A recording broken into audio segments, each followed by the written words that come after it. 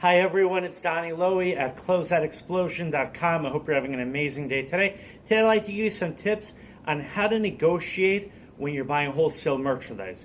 Now, there is one approach to negotiating, which is, I would say, the old-fashioned approach, where you come in, you're very assertive, you say the price you're willing to pay, and the seller considers his or her cost, and then you both start going back and forth. And I know that's definitely that's one way you could achieve results.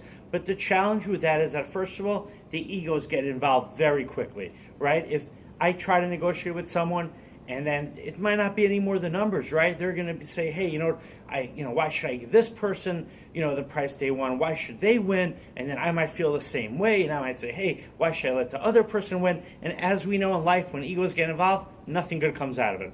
If we want to have a productive negotiation, then I recommend we do it in a way where everyone wins. Now, I know that, it's very cliche to say, negotiation should be win-win, but the reality is they really should be.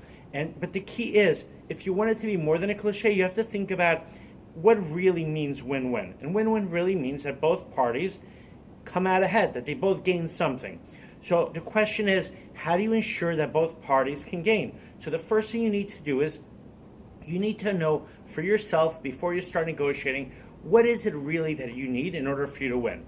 It might not necessarily be getting the lowest possible price. For instance, you might want to have a good long-term relationship with your supplier. That might be more important.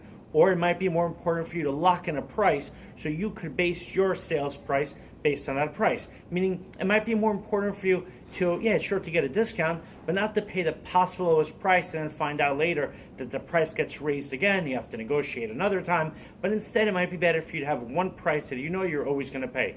And from the seller's perspective, of course, as a seller myself, and I'm sure you could agree with this, you want to sell your merchandise for as much money as possible. But here's the thing, that's not really your end goal, and I'll explain why. Let's say someone comes to my business, and I have a dress that I sell for $25, and they negotiate. And I say to myself, well, my goal is I want to sell my merchandise for as much as possible. If I stick to $25, I haven't really gained in the long term, because the customer might buy the dress for $25, he or she might buy it, they might not buy it, but what my real end goal is to have the lifetime value of that customer. I want that customer to keep coming back and buying and refer other customers to me and then buy other merchandise that I have as well. So that's really, as a wholesaler, and I'm sure as a retailer, for yourself, that's really what you want. You want to have the long-term business.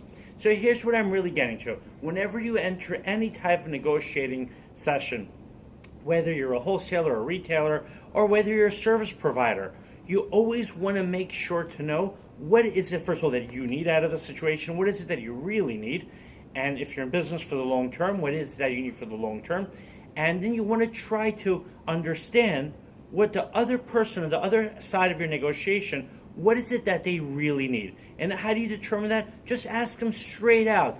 If you're dealing with an end consumer who's going to buy your merchandise and they're an end user, so ask them, what is it that you need the most?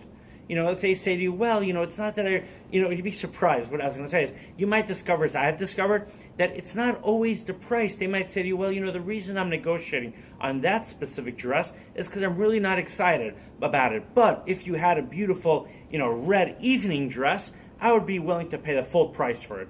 Or if you're able to bring the merchandise to me, then I wouldn't bargain so much about the price, because then I wouldn't have to worry about the delivery cost. So that's the idea. You always want to find out what is it that both people really need, and especially if you're mediating a negotiation or you're in the middle of a three-party or a multi-party negotiation, you want to find out what is it that everyone needs, what is it that they truly need, and then you could arrive to a win-win situation.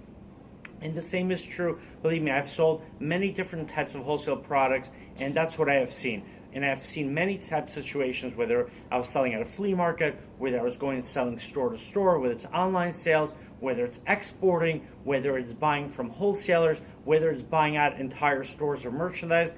I have always seen that once you could get to a point where everyone is comfortable enough to express what it is that they really need, then you're going to have a much better and a much more productive negotiation. Having said that, how do you get to that point? So you have to really avoid a situation where egos get involved. And what I recommend is always be friendly, always be diplomatic. People could say things, when they're under stress, when they're feeling anxious about, whatever they're going through, right? Whether they're closing their store, maybe they lost a lease, maybe they're going out of business, or maybe they simply just feel a lot of pressure because they have a lot of merchandise they want to sell.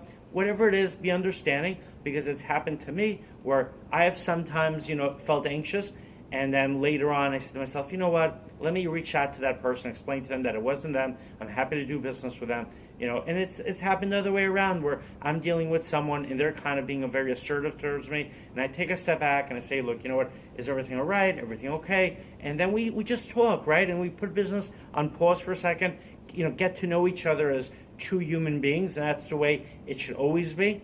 And once we get to know each other and we feel comfortable with each other, then we can get back into talking about business. And I've always found it to be a lot more productive and a lot more better to take that approach. All right, I hope you enjoyed this video. My website is closeoutexplosion.com. Have an amazing day. Thank you for watching.